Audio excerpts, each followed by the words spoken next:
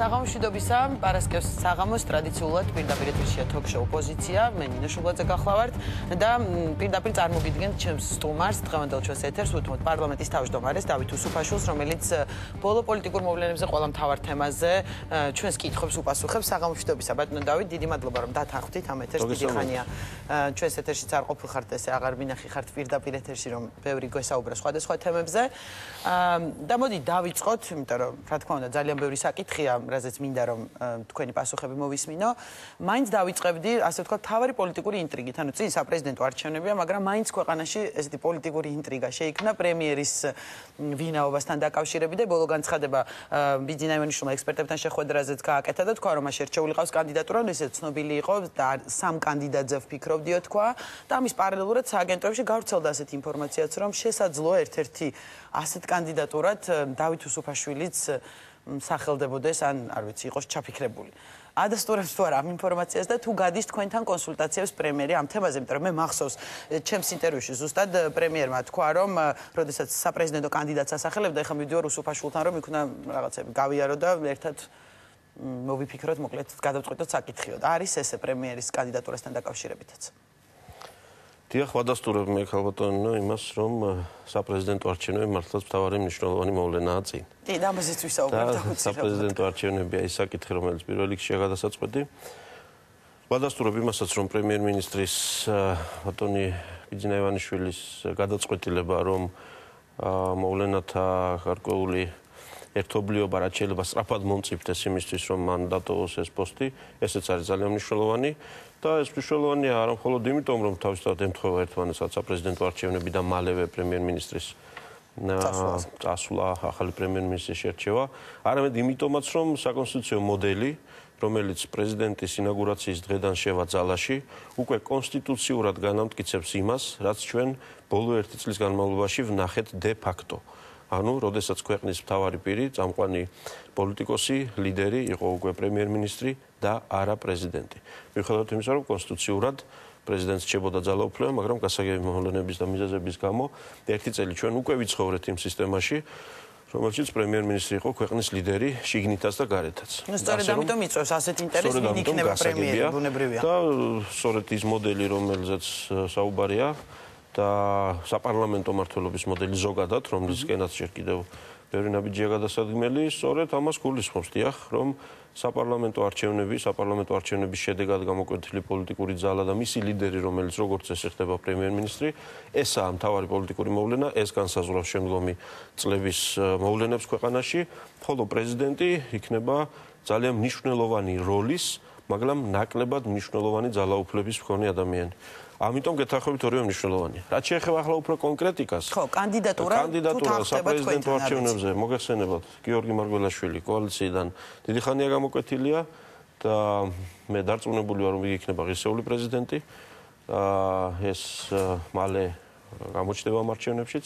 რაც შეეხება ტურზეც მინდა ვისაუბროთ, არის თუ არა შესაძლებელი პრემიერ-მინისტრის კანდიდატურას, მე ისევ ყველას შევახსენებ, რომ თუ არჩევნები შედეგად ინაგურაციის დროს ერთი მხრივ კონსტიტუცია შედის ძალაში, მეორე მხრივ მთავრობა ავტომატურად გადადგება.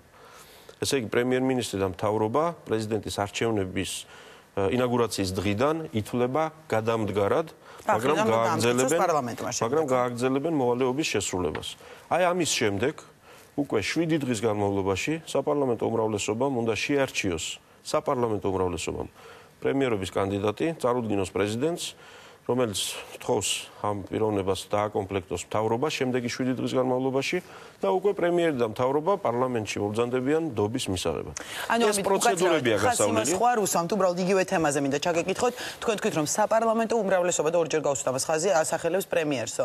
ანუ შესაძლოა მანამდე დასახელებული კანდიდატურა თუ თქვათ პრემიერმა ივანიშვილმა დაასახელა არჩევნებამდე ან არჩევნების შემდეგ, მაგრამ ინაუგურაციამდე შეიცვალოს და საპარლამენტო უმრავლესობამ სხვა პრემიერი წარადგინოს. საპარლამენტო უმრავლესობა ესაა კოალიცია დაუჭიროს მხარი ვთქვათ ივანიშვილის საპარლამენტო უმრავლესობა ესაა კოალიცია ქართული ოცნების უმრავლესობა.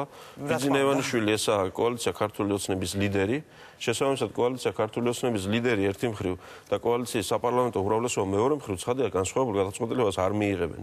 სწორედ ამიტომ საპრეზიდენტო არჩევნების შემდგომ საპარლამენტო უმრავლესობას კოალიციის პოლიტიკურ საბჭოში ბიძინა ივანიშვილის წინადადებაზე გვექნება მსჯელობა და მე დარწმუნებული ვარ მარტივად და მალე შევთანხმდებით. მაგრამ აქვე მინდა კითხოთ, ანუ პრემიერ ივანიშვილს, უბრალოდ ბიძინა ივანიშვილს უკვე პრემიერობიდან წასვლის შემდეგ კოალიცია ლიდერად განიხილავს ისევ.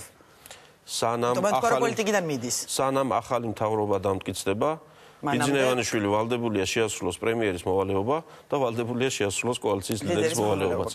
ესე რომ სანამ არ გამოიკვეთება ახალი პრემიერი და არ შეიქმნება ახალი მთავრობა პარლამენტის გადაწყვეტილებით, ბატონი ბიძინა ამ პოზიციიდან ერთი მხრივ პრემიერ-მინისტრობიდან, მეორე მხრივ კოალიციის ლიდერობიდან ვერ გათავისუფლდება. და შემდეგ უკვე კოალიციის პრემიერობიდან თავისუფლდება, ეს მისივე სურვილით გასაგებია. განიხილავთ, რომ კოალიციის ლიდერი ან რამე ფორმით ის კოალიციასთან დარჩეს, ვთქვათ. მისი საჯარო განცხადებები, მე მგონი, სრულიად ნათლად მეტყველებს იმაზე, რომ პოლიტიკურ თანამდებობას ის არ იტოვებს. ეს ეხება როგორც პრემიერ-მინისტრის პოსტს, ისე პარტიის საპატიო თავმჯდომარეობას, ისე კოალიციის პოლიტიკური საბჭოს თავმჯდომარეობას. ეს პოლიტიკური თანამდებობებია და მას გადაწყვეტილი აქვს არც ერთზე არ დარჩეს. რაც შეეხება ვინაობას, თუ ვინ იქნება. თუ არის შეთანხმებული თქვენთან, თუ მიმდინარეობს კონსულტაცია, არის შეთანხმებული არ არის, შეთანხმებული არ არის, კონსულტაციები მიმდინარეობს. ეს არ იქნება რაღაც ისეთი სუპერ შოკის მომგვრელი სიურპრიზი, დარწმუნებული ვარ საზოგადოებისთვის, იმიტომ რომ ქვეყანა უნდა მართოს გუნდმა და პრემიერ-მინისტრი უნდა იყოს გუნდის ლიდერი და გუნდის წარმომადგენელი. ანუ თავრობის წევრებიდან შესაძლოა იყოს, იმიტომ სახელდება, ვთქვათ, ღარიბაშვილი, ხანდახან კალაძე, არ ვიცი, კვირიკაშვილი, ბევრი გვარი. ვერ გეტყვით, ჯერ ამაზე მართლა ნაადრევია საუბარი. უშუალოდ ჩემს კანდიდატურასაც შეეხება, მინდა გითხრათ, რომ ეს არ განიხილება და არც უნდა განიხილებოდეს. იმიტომ რომ მე მაქვს ძალიან სერიოზული და საპასუხისმგებლო საქმე და თან პარლამენტი ქმნის მთავრობას და ჩვენ პარლამენტმა უნდა შევქმნათ მთავრობა და ჩვენი ფუნქცია გავაგრძელოთ.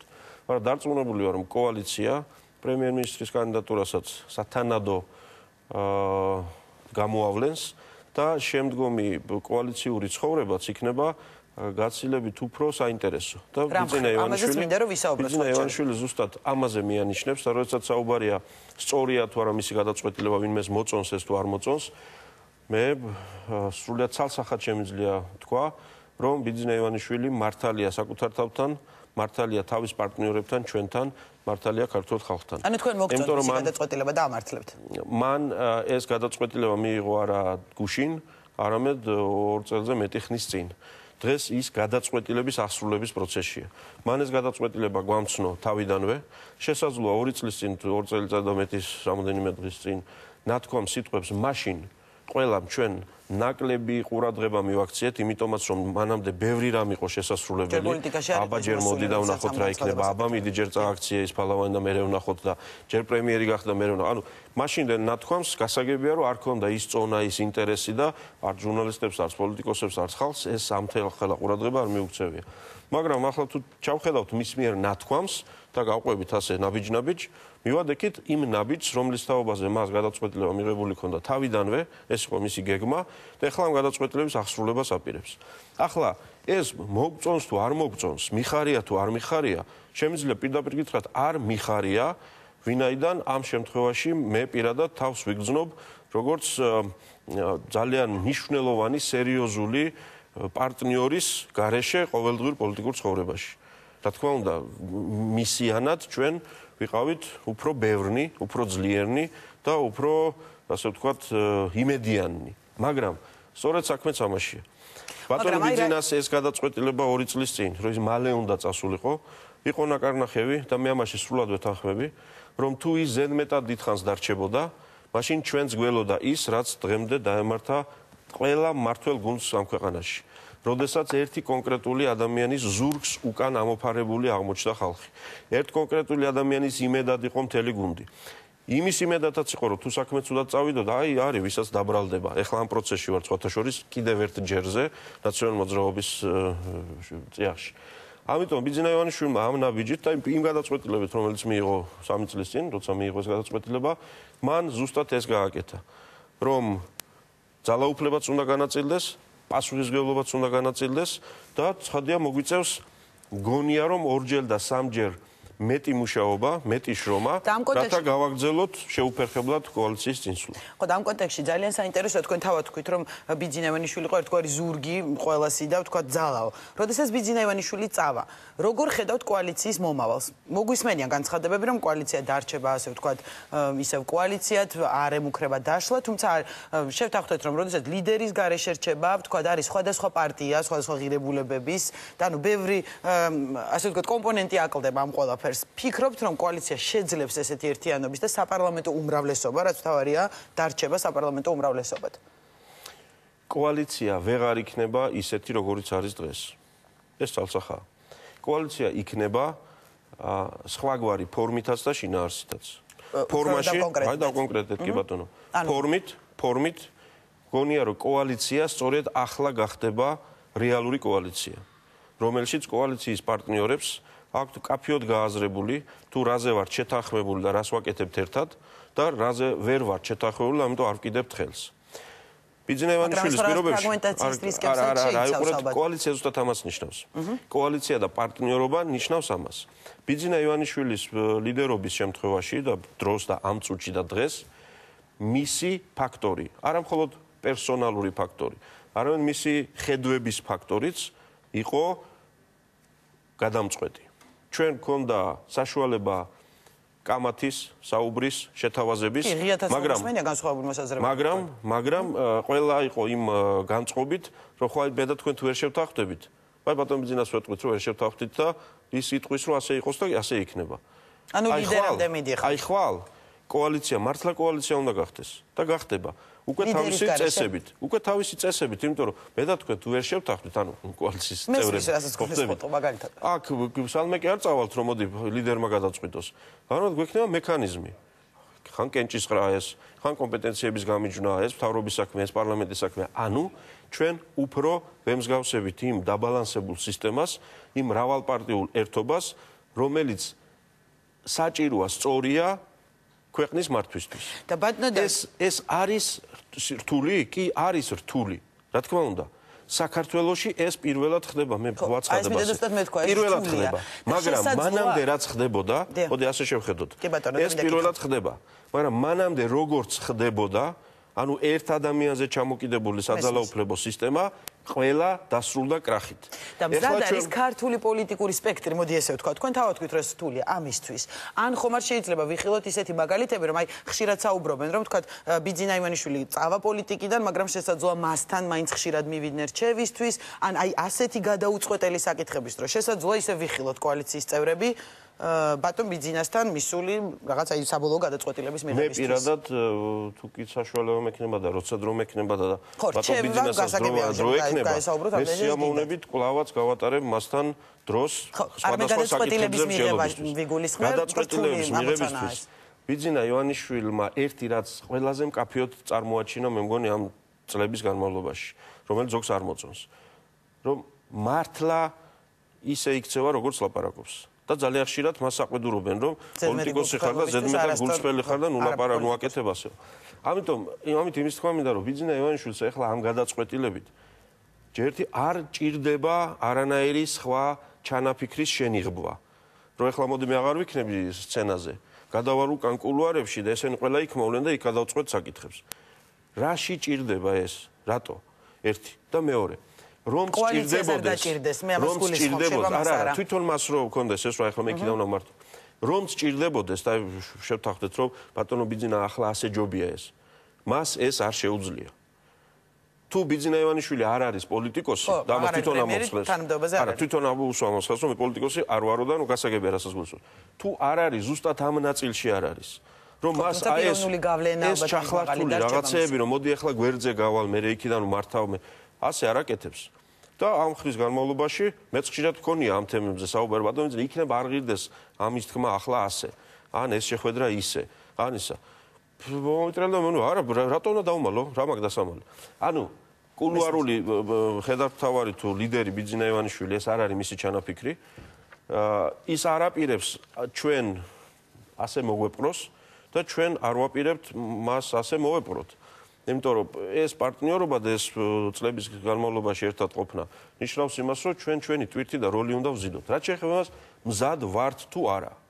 ქართული პოლიტიკური სპექტრი, ქართული პოლიტიკური სპექტრი. სიახლეა, მოდი შევთავაზოთ. ეს პოლიტიკური სპექტრი ვისგან შედგება? კონკრეტული პარტიებისგან, კონკრეტული ადამიანებისგან.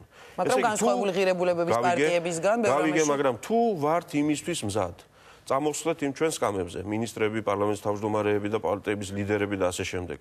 და აგერ ტელევიზიის ეკრანიდან ჭკუა ვასწავლოთ ქართულ ხალხს, იმის თაობაზე თუ რა არის სწორი, რა არ არის სწორი, ანუ ვიყოთ პოლიტიკაში. ამისთვის ვართ მზად. ანუ უფლებებისთვის ვართ მზად და მოვალეობისთვის და პასუხისმგებლობისთვის არ ვართ მზად. არ არის ეს სწორად დასმული საკითხი და ისევე როგორც თეორიულად ადამიანი ვერასოდეს ვერ ისწავლის ცურვას. თუ წყალში არ მოხვდა და წყალში არ გაიქნია ხელი და ფეხი. ისევეა არის საკითხები, რომელსაც ვერასოდეს ვერ ვისწავლით, პირდაპირ ეთერში გადაცემის წაყვანას ვერასოდეს ვერ შეძლებთ. შეძლებთ თუ არ დაждდებოდ პირდაპირ ეთერში. თუ პირდაპირ ეთერში არ დაждდებოდით, ეს იქნებოდა ჩაწერილი გადაცემა, იქნებოდა ექსპერიმენტია მაინც. იქნებოდა იმ დონის გადაცემები, იმ ყურებადობის, იმ რეკლამის მომზიდველის და რაღაც, რომელიც იქნებოდა ერთი დონე. მაგრამ ჩვენ გვინდა ევროპა. ევროპული სტანდარტი ცხოვრების. ვამბობთ რომ მზად ვართ ევრო რემონტისთვის. ევრო რემონტი გვინდა ბინაში. და ის ევრო მართვის სისტემა რატო არ შეგვიძლია და არ გვინდა. არის რთული, კი რთულია მეთქი ვამბობ ვადასტურებ. მაგრამ ადვილი რა იყო? ადვილი იყო სააკაშვილის იმედად, ფეხი-ფეხზე გადადებული ხალხი, შევარნაძის იმედად, გამსახურდიას იმედად და ასე შემდეგ. ივანიშვილის იმედად, თქვა. თუ იქ გაგრძელდებოდა ეს პროცესი და ამითი ეფექტურობა სისტემის მიდის უკან და უკან, ეს ერთი და მეორე ახლა ზოგადად ეს უკვე დიდი ხანია და ბევრჯერ ნახეთ. და ბატონი ბიძინაც ამაზე ლაპარაკობს სულ რომ იგივე საპრეზიდენტო კანდიდატზე შეელობისას, ხო? ვეძებთ ზეკაც. ჩვეულებრივი ადამიანები ვართ, ჩვეულებრივი ადამიანებმა უნდა შევძლოთ ჟურნალისტობაც, მოსამართლეობაც, პარლამენტარობაც, მინისტრობაც და გმირებს არ უნდა ვეძებდეთ სულ. იმიტომ ეს გმირობა, ეს არ არის პროფესია. გმირობა ხდება, თქვენ ჩაგიდენიათ ალბათ გმირობა, ჩაიდენთ ცხოვრებაში, რომ დაარქმევ ამას, მაგრამ ეს არ არის თქვენი, არ შეიძლება იყოს პროფესია გმირი, რომელიც აი ამ ქვეყანას მოიკიდებს ზურგზე და გაიტანს სადმე. ანუ თქვენც იმას გულისხმობთ, რომ მისიების დრო დასრულდა და მისიების დრო დასრულდა და მისიების დასრულდა. ზუსტად ეგ განცხადება გაიხსენე პრემიერის. კარგით. მოდით კიდევ აი პრემიერის წასვლის გარშემო მინდა შევეხო როგორც მთავრობის მუშაობას და მერე საპრეზიდენტო არჩევნებს და მაინც მინისტრებზე მინდა კითხოთ თქვენ მთავარი მაკონტროლებელი ორგანოს პირველი პირი ბრძანდებით მთავრობის. ორი დღის წინ ექსპერტებთან შეხვედრაზე ბიძინეუშმა თქვა რომ მთავრობის გუნდი ძალიან კმაყოფილია თქო ყველა ministrit არიან ძალიან კარგი და კარგი ministrები და მინდა აქვე გავიხსენოთ თეა წულუკენის განცხადება რომ პრემიერის წასვლის შემდეგ განკითხვის ჟამი დადგება ministrებისო. ფიქრობთ თქვენც ფიქრობთ თუ არა რომ ძალიან კარგი და კარგი ministrები არიან თუ მაინც უნდა ველოდოთ თქვენი აზრით, იმიტომ რომ პარლამენტმა უნდა დაამტკიცოს თქვენი უფლებამოსილება ეს გუნდში ცვლილებებს სამთავრობო გუნდს გულისხმობდა და მინისტრთა კაბინეტს. ანუ ყველა ministris მუშაობს მაყოფილი ხართ თქვენც. ალბათ იქნება ამაზე ჩემი მხრიდან ამ წუთში საუბარი არასწორი, არაკორექტულია ნამდვილად. მე რომ ვისაუბრო დღევანდელ ministrებზე როგორ მუშაობენ ისინი, ეს ერთი საქმეა, მაგრამ ეს ministrები კაბინეტში იქნებიან თუ არ იქნებიან, ეს უნდა შევეჩვიოთ იმასაც, რომ აი პრემიერ-მინისტრის კანდიდატურაზე როცა ვსაუბრობთ, იმ პრემიერ-მინისტრს უნდა მივცეთ საშუალება თავად შეხედოს ministrებს, რა თქმა უნდა, რჩევა გასაგებია იქნება ბატონი ბიძინასგანაც, შეიძლება ჩემგან, სხვისგან, მაგრამ პრემიერ-მინისტრმა უნდა აიღოს პასუხისმგებლობა გუნდზე. ჩემი განმოსახედიდან ცვლილებები იქნება, მაგრამ ეს არ იქნება რაღაცა რეფორმირებული. იმიტომ რომ განკითხვის ჟამს ეგრეთ წოდებულს ვერ გაუძლებენ ministrები თუ პრემიერი შეიძლება ახალ ალბათ რაც იგულისხმება განკითხვის. არა, მესმის მეც ახლა ნაწილობრივ ხუმრობით ვამბობ, თუმცა ჟამისთვის ministrები უნდა იყვნენ მზად ყოველ დღე. არა მხოლოდ მაშინ, როდესაც კაბინეტი მტკიცდება ან არ მტკიცდება. ეს ჩვეულებრივი ამბავია, ministri ყოველ დღე განკითხვის ჟამშია. იმიტომ რომ ყოველ დღე ნებისმიერ მიმართულების ნებისმიერ სფეროში ხდება რაღაც, რომელზეც ministrs ან ინიციატივა უნდა ქონდეს, ან პასუხი უნდა ქონდეს, ან უნდა დაგვანახოს სწორი გამოსავალი და ასე შემდეგ. ეს პროფესიაა. მაგრამ მაინც კი ბატონო ცვლილება გასაგებია რომ პრემიერმა უნდა შეერჩიოს, მაგრამ მაინც მინდა რომ შეფასებაც გთხოვოთ მოკლე როგორც კიდე გეუბნებით მაკონტროლებელი პირდაპირ მთავრობის ორგანოს ხელმძღვანელს. ანუ და იგივე დაპირებების თემა შევეხო, რაზეც ძალიან ხშირად ისმის კრიტიკა რომ ქართული ოცნების დაპირებების უმრავლესობა ვთქვათ არ სრულდება. იყო ეს ერთი წელი საკმარისი თქვენ ფიქრობთ იმისთვის რომ ვთქვათ ყველა დაპირება შესრულებულიყო, აღარ ჩამოთვლი, არ იყო უბრალოდ საკმარისი და აღარ ჩამოთვლი გულისხმობს ტარიფები, ვთქვათ საწვავის ფასი, ანუ ბევრი დაპირება რომელიც ჩვენ დაპირება ეძღვნებოდა საპარლამენტო არჩევნებს. საპარლამენტო არჩევნებით ირჩეოდა გუნდი, რომელიც 4 წლის განმავლობაში იქნებოდა ხელისუფლებაში. ჩვენი ყველა დაპირება და ჩვენი პროგრამა, ეს არის 4 წლიანი პროგრამა. ახლა ამ ერთ წელიწადში მაყოფილი ხარ თქვენ მუშაობთ, მოდი ესე ვთქვათ. ეს ხშირად მოგვისმენია, რომ 4 წლიანი დაპირებაა, დიახ. არა, მოგვისმენია ეს ასეა. ხო, არა, მოგვისმენია ეს განცხადებები. ხო, ასეა, 4 წლიანია დაპირება. ეხლა ავიღოთ ჩვენი დაპირებები და ამ მიზნით გავყოთ 4-ზე და ვნახოთ 1/4-ით 1/4 ჩვენი დაპირებების შესრულებული არის თუ არა. შესრულებული არის თუ არა, შესრულებულია. 1/4 და მეტით არის შესრულებული. ამასობაში რამდენი რამ იყო გასაკეთებელი? რამდენ ცვლილებას ელოდნენ ადამიანები? ძალიან ბევრს. იმ ძალიან ბევრი ცვლილების 1 წელიწადში, კი არა, 4 წელიწადში განხორციელება შეუძლებელია. იმიტომ რომ მაგალითად ცხოვრების დონე ჩვენს სოფლებში, რომ ოდნავ მაინც მიუახლოვდეს აღმოსავლეთ ევროპული ქვეყნების სოფლებში ცხოვრების დონეს. ამისთვის 4 წელი არ არის, საკმაოდ 14 წელია საჭირო. იმდენად დიდია სხვაობა.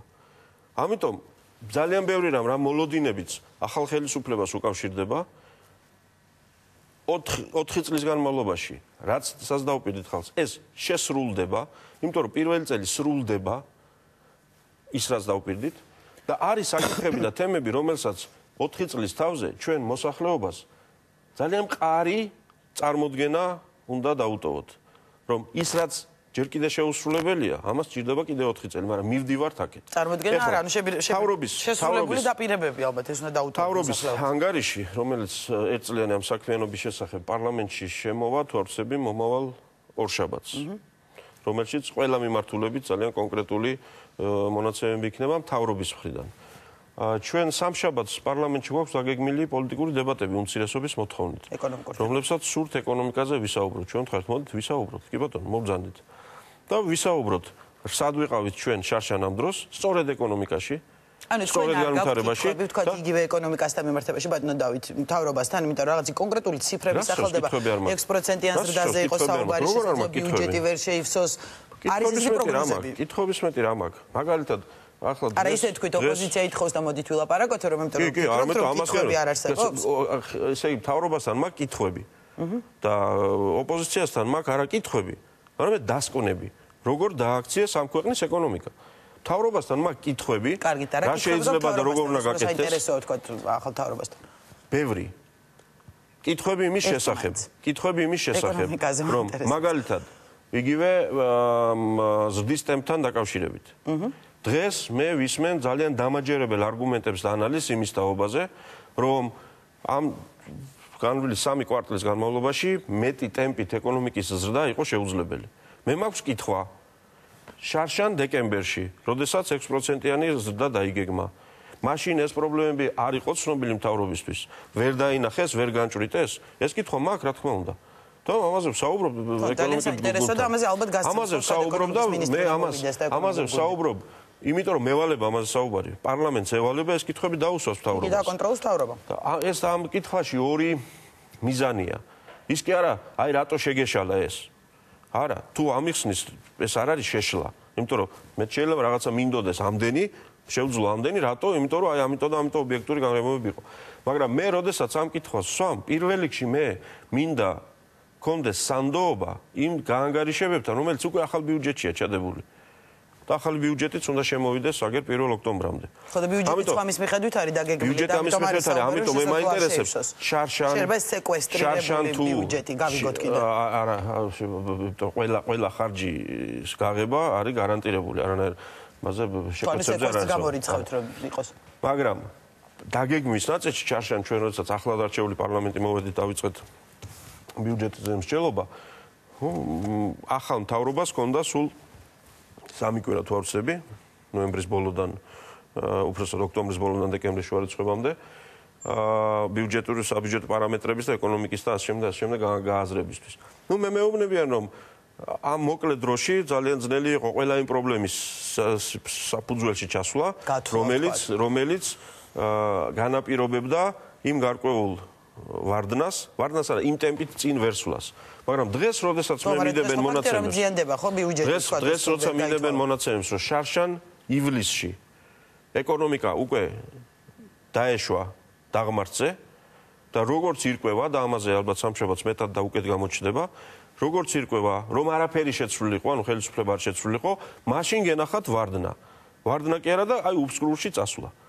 ჩვენმა მოსვლამ ეს შეაჩერა. ეხლა გააჩინა გაუგებრობები თუ მოლოდინები, გაურკვევლობები, რა იქნება ხელისუფლების შეცვლის შემდეგ, როგორ წავა საკუთრებასთან დაკავშირებული ამბები, ეს ცალკე თემაა. ასე რომ კითხვები რა თქმა უნდა მაქვს. გაქვთ, კარგით და საინტერესო სამშაბათი იქნება, იმიტომ რომ დიდი პოლიტიკური დებატები უნდა მოეწყოს პარლამენტში. მე მინდა ახლა საპრეზიდენტო არჩევნებს დავუბრუნდე, რომ ეს პოლიტიკური ნაწილი ამოვწუროთ. ერთი თვე არის, ზუსტად 30 დღე, დღეს 27 რიცხვია არჩევნებამდე. გუშინ გამოქვეყნდა NDI-ის კვლევები, სადაც ვნახეთ, რომ ამ კვლევების მიხედვით ყოველ შემთხვევაში ვერც ერთი კანდიდატი 50%-ს ჯერ ვერ ცდება, ანუ გაჩნდა მოსაზრებები შესაძლო მეორე ტურის შესახებ. გამორიცხავთ თქვენ მეორე ტურს, ანუ ფიქრობთ, რომ უპირობო გამარჯვებას მოიპოვებს თქვენი კანდიდატი? ჩემი ვარაუდით, დაკვირვებით და მათ შორის NDI-ის, თუნდაც NDI-ის კვლევის შედეგების ანალიზით გამორიცხულია მეორე ტური. NDI-ის კვლევის შედეგებითაც კი. ეს გამორიცხულია. რა დაკვირვებებს გულისხმობთ, ანუ რა იძლევა საფუძველს, რომ ეს განცხადება გააკეთეთ? რამე სხვა გამოკითხვები არ ვიცი, რაღაც კონკრეტული ფაქტები? მაგალითად გეტყვით. 2008 წლის იანვრის საპრეზიდენტო არჩევნები. ლევან გაჩიჩილაძის კანდიდატობის დრო. როდესაც არასახელისუფლებო მხარეს პრაქტიკულად ადუღებული იყო მთელი საქართველო. და გახსოვთ ალბათ მაგაერთიანული ოპოზიციის აქტიურობა და ის, რასაც ხედავდით, გრძნობდით ქუჩაში. აი ყოველდღიურ ცხოვრებაში, მაღაზიაში, ავტობუსში, ქუჩაში გაივლიდი მიტინგები და ასე შემდეგ. და ხედავდით ძალიან კონკრეტულ იმას, აი აზვირთებულ ოპოზიციურ მოძრაობას. აი მაშინ მივახციეთ მეორე ტურამდე. ნუ მოიპარეს მაშინ არჩევნები და პირველ ტურში სააკაშვილი გამოაცხადეს გამარჯვებულად, მაგრამ აი მაშინ მეორე ტურის სიტუაცია შეიქმნა. ეხლა ხედავთ მაშინ ეს აზვირთებულ, ეხლა ვერ ხედავ ვერანაირ აზვირთებულ ოპოზიციურად ხელისუფლების კანდიდატის მხარეს გულისხმობ. არა, მე კიდე სხვა რამეს გეუბნებით თუ მომისმენთ. არა, მე მეორე ტურს განაპირობებს რა? ძლიერი ოპოზიციური კანდიდატი. ხო, ეს განაპირობებს. ამიტომ ძლიერი ოპოზიციური კანდიდატის აზვირთებულ მასებს თუ კანდიდატების როგორც ნებოთ, მე ვერ ხედავ. ეს ერთი ეს არ არის არც მეცნიერული და არც მე რო გითხრათ ჩემი დაკვირვებიდან გამომდინარე. მეორე ეს კანდიდატიც ხო უნდა ძლიერი იყოს პირობითად თქვა, ვიზეთ საუბრობთ რომ თუ უნდა პირველივე ტურში გაიმარჯვოს. ანუ თქვენ სხვა მაგალითი მოიყვანეთ, მაგრამ თუ ბატონო, როგორი ამბავია ეს, იცით, ახლა თქვენ შეიძლება თვლიდეთ, რომ რომელიმე კანდიდატი არ არის საკმარისად ძლიერი. ახლა მე ამაში შეიძლება არ დაგეთახო. ზუსტად ვაგაზიოვნებით. ჩემი და თქვენი შეფასებები სულ არ არის აქ მნიშვნელოვანი. ანუ ეს ამომრჩეველი გადაწყვეტს. აქ მნიშვნელოვანია არა, სხვა რამე შესახებ. აქ არითმეტიკაა მნიშვნელოვანი. 100%-ია სულ ხმების, ხო? კი ბატონო. 73% NDI-ის კვლევითაც ამბობს, რომ ვაპირებ არჩევნებზე მოსვლას. ესე იგი, ამორჩეული 73% მოდის არჩევნებზე და ესაა 100%. აი ეს 100% უნდა განაწილდეს ხალხზე.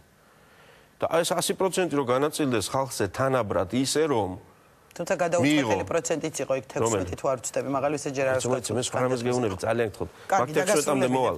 16-ში ამ 100-შია, მაგრამ ჯამში რომ მოვა ხალხი. აი არჩევნებზე მოვიდა და შემოხაზა ვიღაცა და ჩააგდო ყუთში. ეს ხო არის 100%. კი ბატონო. ეს 100% ხო პროცენტულად გადანაწილდება კანდიდატებზე. თქვენზე და ჩემზე ვერ გადამონაწილდება, ხო? გინდაც მე ვთვლიდე რომ თქვენ ხართ სუპერ კანდიდატი და თქვენ ჩემზე ვთვლიდეთ რომ სუპერი ვარ. მაგრამ ჩვენ ვერ მოგვივა ეს ხმები. ეს ხმები მიდის იმათთან, ვინც მონაწილეობენ ამ არჩევნებში. ახლა შევხედოთ, ვინც მონაწილეობენ ამ არჩევნებში.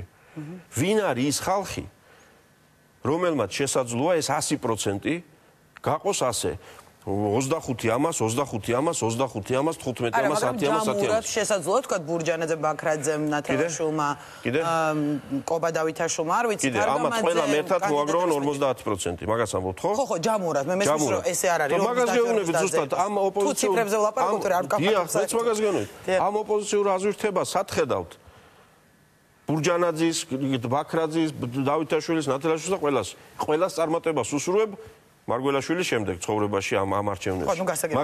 მაგრამ ამას ვერ ხედავ. ეს ერთი. მეორე.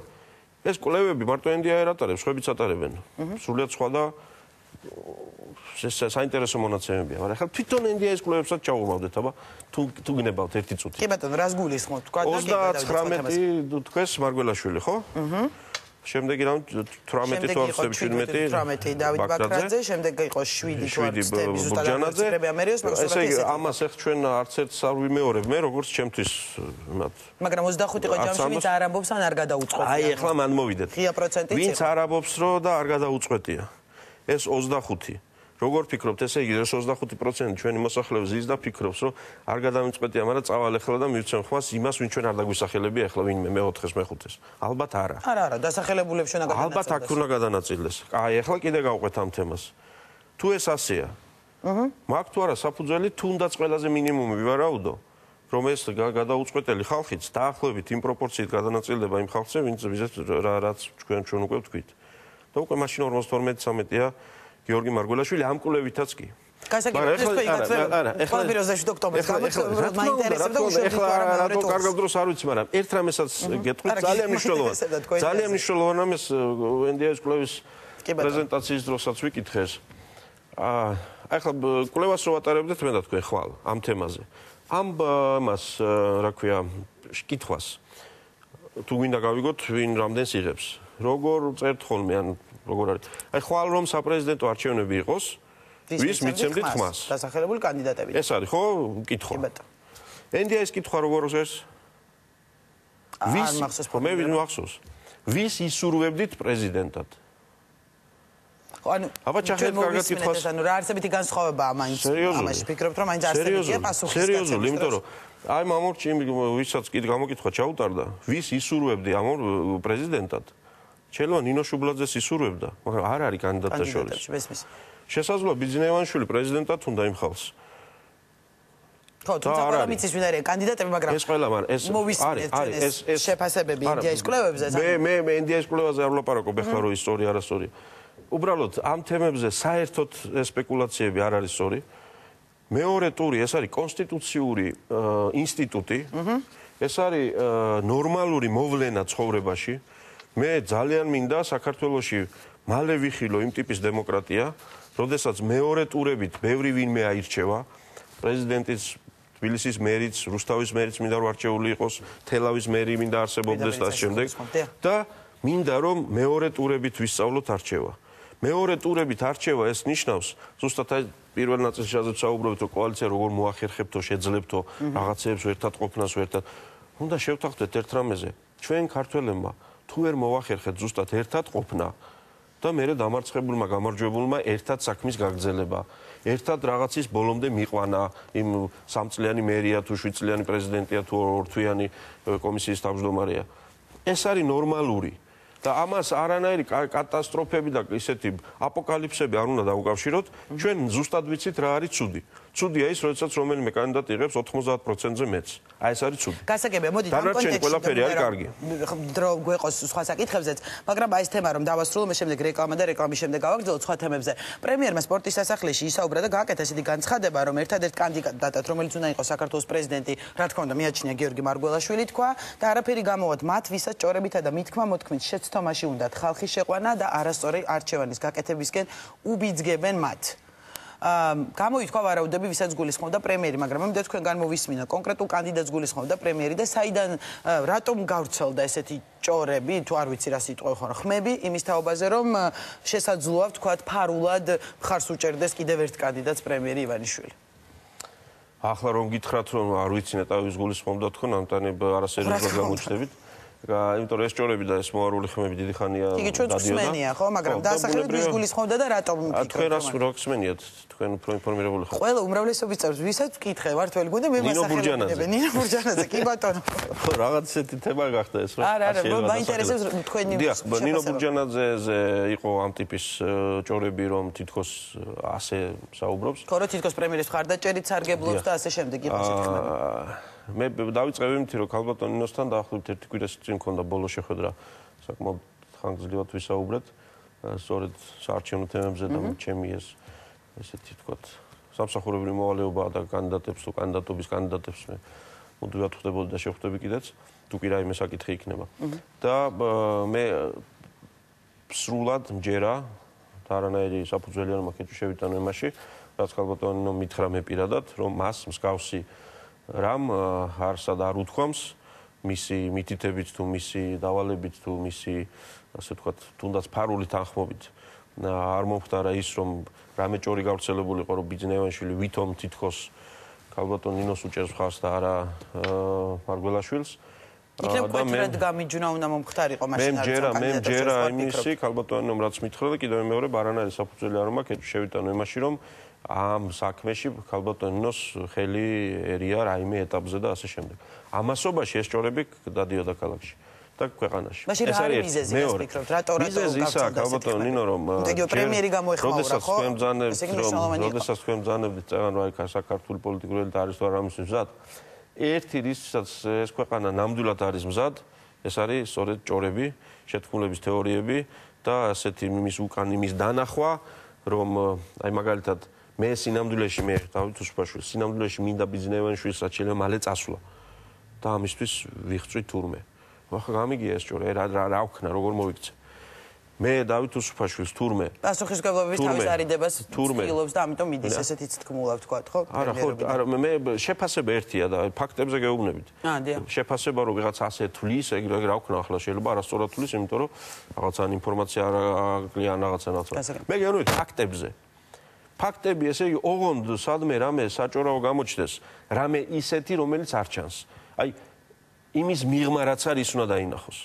ეს არის რაღაცის ნიშანი გადმონაშთი ერთი მხრივ საჯაროების ნაკლებობის მეორე მხრივ მუდმივი იმედგაცრუება იმიტომ რომ პოლიტიკოსები და ყველა ვინც კი ეთერში ჩანვართ და რაღაცებს ლაპარაკობთ მე ხალხი ხედავს ხოლმე რომ უმრავლესობა ჩვენი რაღაცას თურმე იტყუება იმიტომ მე აღმოჩნდება რომ თურმე სხვანაირად ყოფილა ამიტომ დობა ნაკლებია მხრიდან პოლიტიკოსების მიმართ ბატონო ეს ყველაფერი ეს არის ამიტომაც რაღაც აი ამ ჭორებს აქ ხოლმე ესეთი ნოყიერი ნიადაგი და ნოყიერი გასაქანი და ასე შემდეგ და ასე შემდეგ. კარგი და ჭორები საიდან მოდის ეგ მე არ ვიცი, მაგრამ ის ვიცი ზუსტად რომ გიორგი მარგველაშვილი მართლაც ბიძინაევანიშვილისთვის არის მე ვიტყოდი ასე არ უთქვამს ახლა ცოტა ისე გამომდის, მაგრამ მე ასე ვხედავ. აი პოლიტიკური აღმოჩენა პრაქტიკულად. იმიტომ რომ ყველა დანარჩენი ჩვენ ვხედავდა როდესაც თავად არ იყო აქტიური პოლიტიკაში და ხედავდა აქტიურებს და ჩვენ რაღაცასთან მოისურვა ჩვენთან ურთიერთობა რაღაცასთან არ მოისურვა პარტიებთან და ასე შემდეგ. მაგრამ მარგველაშვილი როგორც პოლიტიკოსი არის მისი აღმოჩენა იმ ნაწილში რომ ის თulis რომ აი დიახ ასეთი კაცი. ამიტომ ბიძინაევანიშვილი ნინო ბურჯანაძე კი არა უკაცრავად ესე იგი ამ კონკრეტულ პოლიტიკურ პროექტში ამ კონკრეტული კანდიდატის წარმატებისთვის ამ არჩევნებში და ზოგადად იმ პოსტზე წარმატებული საქმიანობისთვის. მე დარწმუნებული ვარ, რომ გააკეთებს ყველაფერს, რაც მას შეუძლია. ისე როგორც ნებისმიერ ჩვენგანი გავაკეთებდით, თუკი ამ ხელა იმას ჩავდებდით კონკრეტულ ადამიანში. ამ შემთხვევაში არა ფინანსური ინვესტიციას ვთქვათ, ხო?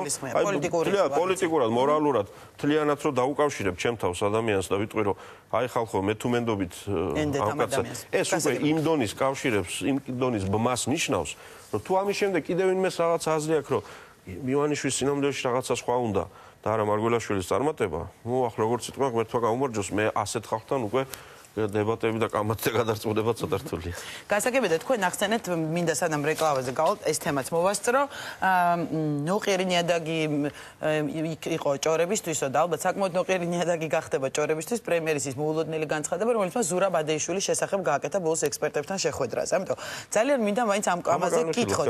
ხო, კი ბატონო, მან თქვა რომ ის არის ნიჭიერი, არაკორუმპირებული, არა და მანამდე სულ გვესმოდა ოპოზიციის მხრიდან ვიდრე თქვენ ოპოზიციაში იყავით და თუმცა ხელისუფლებაში მოსვლის შემდეგაც როცა სამართლიანობის აღდგენაზე იყო საუბარი რომ ის ერთ-ერთი ყველაზე კორუმპირებული ჩინოვნიკი იყო რომ საქართველოსთან გაიქცა და გაიტანა მილიონები და რა ვიცი ნუ 1000 ბრალდება გვაქვს ესე მოსმენილი. ანუ იყო თქვენთვის მოულოდნელი პრემიერის ესეთი შეფასება ზურაბ ადეიშვილის მისამართით ან თქვენ დიდი ხნის ნაცნობობა გაკავშირებდათ მასთან და შესაძლოა თუ არა რომ არ ვიცი რაღაც სააკაშვილის დროინდელი არ შევა კონკრეტულად ადეიშვილი არა მაგრამ სხვა პირებიც ვიხილოთ თავრობაში ვთქვათ მომავალში. და ჩემს ხელში ის კარგი ჩინოვნიკი იქნებოდაო რა განცხადებიდან გამომდინარე ვკითხულობ თქვა პრემიერმა. ეს ის მორიგი შემთხვევა, როდესაც აი პირდაპირ ეთერიდან ისევ ბატონ ბიძინას ურჩევ რომ ესეთი განცხადებები თუ ესეთი მოსაზრებები კარგად განმარტოს კიდევ ერთხელ ურჩევ, იმიტომ რომ აი თქვენც კი რომელიც ასეთ გამოცდილი ბრძანდებით, ასე ვთქვათ, კითხვა-პასუხშიც და კომენტარების აღქმაშიც და ასე შემდეგ. ხო, პირდაპირ იყო ნათქვამი. ხო, დაიყურე, მოდი ცოტა დრო დავუთმოთ ამას და გავარკვიოთ რა იყო ნათქვამი. ბიძინა ივანიშვილმა თქვა, მე რასაც უყურებ ამ ხალხს, მათ შორის ყველაზე ნიჭიერი და რაღაცების დამლაგებელი და სისტემების ამწყობი იყო ზურაბ ბადეიშვილი. იყო ასე? კი. კი. ვეთანხმებით ანუ ბიძინა ივანიშვილი. იყო უსმინე მე. კი ბატონო. მეორე. მან თქვა, ეს კაცი რომ არ ყოფილიყო ამ ცუდ სისტემაში. იმ და ჩვენ თავრობაში რომ ყოფილიყო თუ ჩემს დროსო? ხო, ჩემს დროს.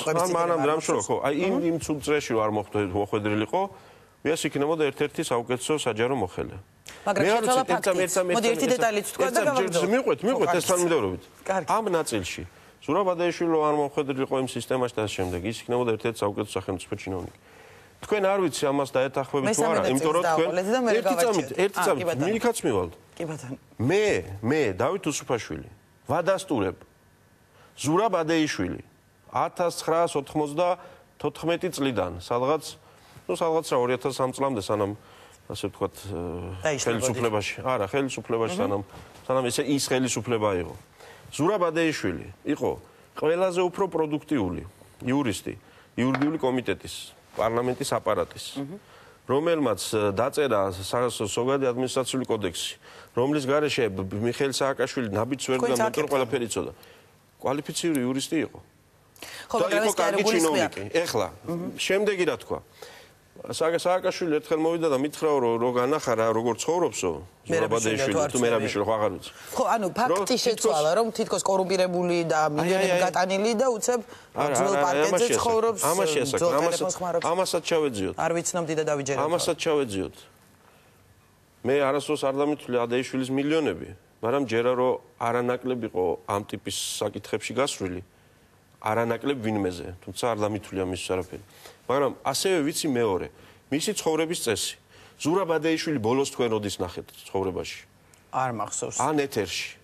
ხო, ეთერშიც არ მახსოვს, არ ჩანდა დანდი. მე მგონი აი ივანიშვილი და ადეიშვილი ორი ის იყო, ვიცოდით რომ არსებობდნენ, მაგრამ ვინ იყვნენ აღარ ვიცოდი. ხო, თუმცა რა ივანიშვილი უფრო იშვიათად სხვა რამე იყო, არა, ახლა უბრალოდ გამახსენდა რადგან ორივეზე საუბარი.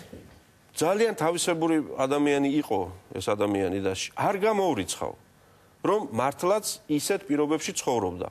მაგრამ ამით იმას არ ვამბობ რომ მას არ ქონდა ან მილიონები, ან კორუფციაში არ ქონდა ფეხი ჩაბიჯებული.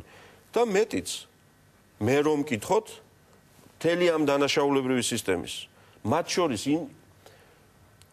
გიგი უგულავას წინააღმდეგ ეხლა გამოძიება რაც მინდის. ჩემი ინფორმაციით 3/4 ეს არის ზურაბ ბადეიშვილის გამოძიებული და ედო მასე თაროზე და ყველა დანარჩენზე კიდევ.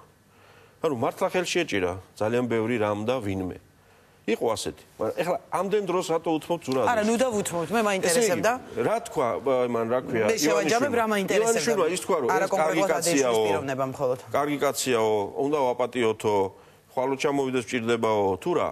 თქვა აღწერა სიტუაციას. მაგრამ კარგი ჩინოვნიკი იქნებოდა ჩემს ხელშიო და უბრალოდ მე იცით რა მინდოდა, აი მოდით კითხვა რომ კითხეთ რატო ვიკითხე ესო. მიხეილ სააკაშვილი არანაკლებ კარგი პოლიტიკოსი იქნებოდა ივანიშვილის ხელში, აი გეუბნებით. მესმის. შეიძლება ესე იფიქროთ. კარგით, მაგრამ მე სხვა რამის კითხვა მინდოდა და რეკლამატორი უკვე მეჩხუბებია პროდიუსერები დრო. სასარგებლო რამეს გამკეთებელიც კი იქნებოდა, მე ასე მგონია. მესმის, მაგრამ მაინც მინდა კითხოთ ის რაც მინდა მეკითხა. ჟვანიას ხელში სანამ იყო სააკაშვილი საკმაოდ კარგ რამეებს აკეთებდა. აი ეს თვითონ რომ აღმოჩნდა და სხვები ჩაიტყენა ხელში თუ ჯიბეში თუ ასე ვთქვათ, მე აურია. ასე რომ მოდი ერთი რაღაცა ახლა ამ სულ არ ეხება ადეიშვილს და სააკაშვილს. ხო, ამით მინდა რომ უფრო სხვა თემაზე გადავიდე და გეტყვით რა საქმე. მე ივანიშვილისგან ივანიშვილის ძალიან ესეთი მომწონს, იმიტომ რომ ამ პრინციპით ცხოვრობდი და ემთხოვა ეს ამბავი, რომ ადამიანში უნდა ვებრძოლოთ ბოროტებას. და არ უნდა ვებრძოლოთ ბოროტ ადამიანებს. ისევე როგორც ადამიანში უნდა ვაღმერთოთ სიკეთე და არა კეთილი ადამიანი არ უნდა გავაღმერთოთ. უნდა პატივი ვიცეთ. ეს არის ძირითადი და საკვანძო ფორმულა იმისა თუ როგორ შეიძლება სიყვარულით ვაკეთოთ ჩვენი საქმე. ძალიან ბევრისთვის ეს ისეთი რამეა, ეკლესიაში შევა და მოძღვარს მოусმეს და იქ ესე ჩაფიქრებ, ხო კი ასეა, მტერი უნდა გიყვარდეს შენიო, ვერ გამოვა და მტერი კი არა და მოყვარის სიყვარული აღარ შეგვიძლია. რატო? ზუსტად იმიტომ რომ ამას ვერ ვახერხებთ. წერი როგორ უნდა მიყვარდეს და რატო უნდა მიყვარდეს. მხოლოდ მაშინ და მხოლოდ იმიტომ, როდესაც მე ვახერხებ ადამიანი გამოვკვეთო და ადამიანს არც ვებრძვი, არც ვეტრფი, არც ვაღმერთებ, არც განადგურება მინდა მისი. მაგრამ ადამიანში ბოროტებას ვებრძვი. სიკეთეს ვახალისებ. აი მაშინ მიყვარს ადამიანები. ამიტომ როდესაც ივანიშვილი საუბრობს ოპონენტებზე ასე, რომ ხალხო, ამათაც მივცეთ შანსი. აი ნაცებია და ეს სიტყვა ნაცებზეც გააკეთა კომენტარი, ხო, როგორ შეიძლება ახლა მივაკრათ ჩუბლზეს და ეს ენაღს მეორე ხარისხოვანი არიანო. მაგას ამბობს. და ივანიშვილმა რატო არის ერთ რაღაცაში ძალიან მე ვიტყოდი იმედგაცრუებული, რომ მიუხედავად მისი ამდენი მცდელობისა, ნაციონალური მოძრაობის იმ წრეებმა, რომლებიც დღეს პარტიაში არიან თუ პარლამენტში არიან წინახაზებზე, ვერ გაიგეს მთავარი. ხან იმას უწუნებენ, რომ რიტორიკას გვეუბნება შეიცვალეთ თუ ესკენ თუ ესკენ. პროკურატურას რიგები დადგება რიტორიკას თუ არ შეიცვლით ხშირად ახსენებენ. რიტორიკაში კი არ არის საქმე. ის ეუბნება, რომ რაც ჩაიდინეთ, რაც გააკეთეთ, რაც დააქციეთ ეს ქვეყანა. ეს გავიგერო ეს ასეა. ამაზე ვიღაცაებმა პასუხი უნდა აგონ. მაგრამ არ შეიძლება ეს პასუხისმგებლობა იყოს ტოტალური, არ შეიძლება ეს პასუხისმგებლობა იყოს მემკვიდრეობითი, რომ ვინმე ისე ოდიოზური დღეს ხალხისთვის ისეთი როა, იმის შვილს ხვალ მოეკითხოს პასუხი და ვიღაცამ სხვანაირად შეხედოს და ეს ამბობს, რომ მე მინდა თქვენ ის რაც შეცდომები გქონდათ, თავად აღიაროთ და დატოვოთ უკან და წახვიდეთ წინ. იმიტომ რომ შვილები გყავთ, იმიტომ რომ ამ ქვეყანაში ცხოვრობთ, იმიტომ რომ კი ზურაადეიშვილო ვიღაცაო ასეთი კარგი ჩინოვნიკი იყავი და რას ემსახურებოდი, რა შექმენ, რამდენი ადამიანი გააუბედურე, რამდენი ადამიანი მეცით რამე და რომ შექმნა და რომ შეიქმნა. მოდი რა ის შექმნილიც შევირგოთ ერთად.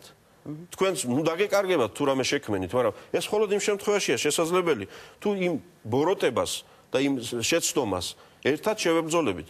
ამიტომ ივანიშვილი ებრძვის იმ ადამიანებში ბოროტებას და არა იმ კონკრეტულ ადამიანებს, რომ მაინც და მაინც მერაბიშვილი ციხეში იძდეს, ან სააკაშვილი ციხეში ჩაჯდეს, ან ის, ან ეს. მაგრამ ამ ყველაფერს ზღვარი აქვს, ქალბატონო, და ხელისუფლებაში ყოფი ადამიანებისთვის არსებობს ზღვარი მერე. იმიტომ რომ ერთ-ერთი მთავარი პრობლემა, რასაც ჩვენ მოსახლეობა გვიყენებს ბრალად. რატო ხართ ამდენად ლმობიერი? ხო, სამართლებრივი აღდგენის მოთხოვნაზე და ასე შემდეგ, მაგრამ ეხლა კაი, ამაზე მე რა ვისაუბრებ. ხო, მოდით ამაზე, იგივე შეცდომებზე გაეროში პრეზიდენტი გამოვიდა, იქაც ისაუბრა მან თავის შეცდომებზე და ამ გამოსვლაზეც მინდა თქვენი შეფასება მოვისმინო იმ ხმაურიან კანონებზე, ამიტომ კიდე ბევრი თემა გვაქვს, რაზეც მინდა რომ ვისაუბროთ. რამდენიმე წუთით შევისვენოთ რეკლამა და რეკლამის შემდეგ ჩვენ კვლავ დაბრუნდებით პირდაპირ ეთერში.